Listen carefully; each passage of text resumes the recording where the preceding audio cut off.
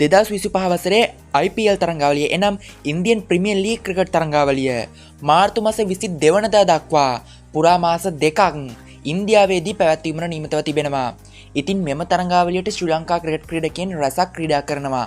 ඒ අනුව ශ්‍රී ලංකා ක්‍රීඩකයන් 7 දෙනෙකු මෙවර IPL තරඟාවලිය ඔක්ෂන් එකේදී කණ්ඩායම් විසින් මිලදී ගත්තා. එම ක්‍රීඩකයන් 7 දෙනා වන්නේ මතීෂ පතිරණ චෙන්නයි සුපර් කිංස් කණ්ඩායම, වනිදු හසරංග රාජස්ථාන් රොයල්ස් කණ්ඩායම, මහිස් තීක්ෂණ රාජස්ථාන් රොයල්ස් කණ්ඩායම, නුවන් තුෂාර රොයල් චැලෙන්ජර්ස් බැංගලෝර කණ්ඩායම, කමිදු මෙන්ඩිස් සන්රයිසර්ස් හයිදරාබාද් කණ්ඩායම.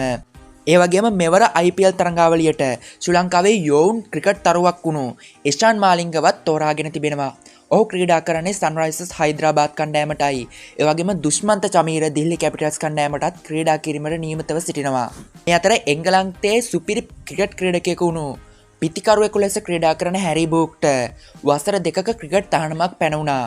ඉතින් ඔහු දිල්ලි කැපිටල්ස් කණ්ඩායම සමගින් ගිවිසුම් ගත වෙලයි ඉඳියේ. ඒ අනුව ඔහුට මෙවර IPL තරඟාවලිය ක්‍රීඩා කිරීමට අවස්ථාවක් හිමිවන්නේ නැහැ.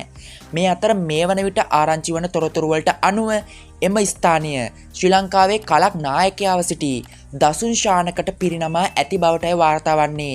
මේ අතර මේ වන විට දසුන් ශානක දිල්ලි කැපිටල්ස් කණ්ඩායම සමගින් ඉන්දියාවේදී එක්ව ඇති බවත් තොරතුරු වාර්තා වෙනවා. ඉතින් ඒ අනුව ශ්‍රී ලංකා ක්‍රීඩකයන් 7 දෙනෙක් වෙනුවට මෙවර මේ වන විට ක්‍රීඩකයන් 8 දෙනෙකු IPL තරඟාවලිය ක්‍රීඩා කිරීමට නියමිතව සිටිනවා.